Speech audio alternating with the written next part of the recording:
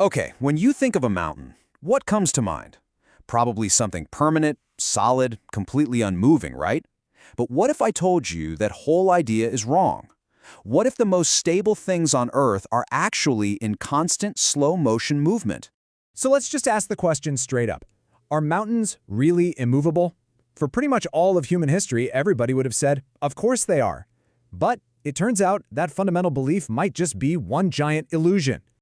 I mean, we all know the phrase, right? Solid as a rock. It's totally baked into our language. And that's because it captures this deep, universal feeling that mountains are the ultimate symbol of permanence. They're our benchmark for something that just stays put. But then, in the 20th century, that entire worldview got completely turned on its head. A wild new idea came along that suggested the very ground we stand on, mountains and all, wasn't fixed at all. You can see how our thinking just did a complete 180. For thousands of years, the idea was simple. Continents don't move, period. Then, this guy, Alfred Wegener, comes along in 1912 and proposes continental drift. And you know what? He was pretty much laughed out of the room. But his crazy idea paved a way for what we now all accept as fact, the theory of plate tectonics. So, what is plate tectonics exactly? Well, think of the Earth's crust less like a solid shell and more like a cracked eggshell. It's broken up into these huge pieces, or plates, and they're literally floating on a sea of semi-molten rock. And the craziest part, they are always on the move. And here is the absolute key to understanding all of this. Mountains don't have little engines. They don't move on their own. They're just passengers. They're sitting on top of these massive tectonic plates, and when the plates drift, the mountains have no choice but to drift right along with them. Okay, so you've got the modern science. Now, hold on to that thought, because this is where the story takes a fascinating turn. It turns out there's a description of this exact phenomenon in a text that's 1,400 years old, written long, long before anyone even knew what a tectonic plate was. Just let that sink in for a second. This is from the Quran. It says, "You see the mountains and think they are rigid, but they are moving like clouds." This was written at a time when the idea of a mountain moving would have sounded like complete nonsense to literally everyone on the planet. And you have to wonder about the specific words used here. Why like clouds?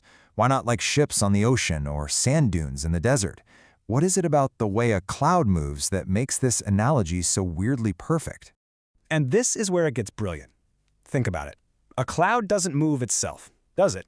It's just carried. It's pushed along by a force you can't even see, the wind. Well, it's the exact same thing with a mountain. It's not moving itself. It's being carried by a huge unseen force, the motion of a tectonic plate. It is a flawless description of what we call passive motion. Now, of course, you've got to be fair. Not everyone reads that verse and thinks, geology. There is a major counterargument, and to really get the full picture, we have to take a serious look at it. So you basically have two camps. One side, the skeptical view says, hey, this isn't about science at all.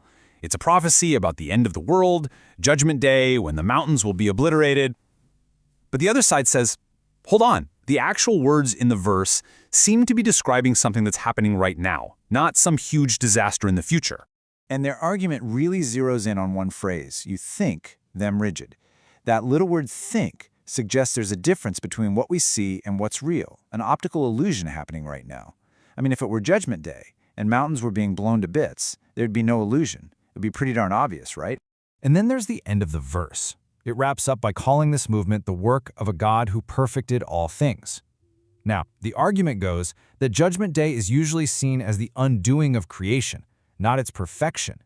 The word perfected sounds a lot more like a description of the elegant, complex, and beautiful geological system that keeps our planet running. So when you put the modern science right next to this ancient text, what you get is this really powerful idea about the massive gap between our own perception and the way things really are. And this chart just makes it crystal clear. To us, in our everyday lives, a mountain's movement is zero. Nothing. Zilch.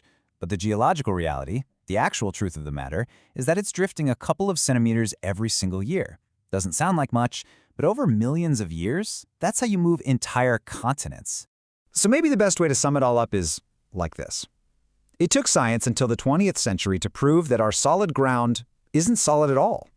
Galileo shocked the world when he said the Earth moves, And here in the Quran is a statement that the very symbol of stability, the mountain, actually drifts.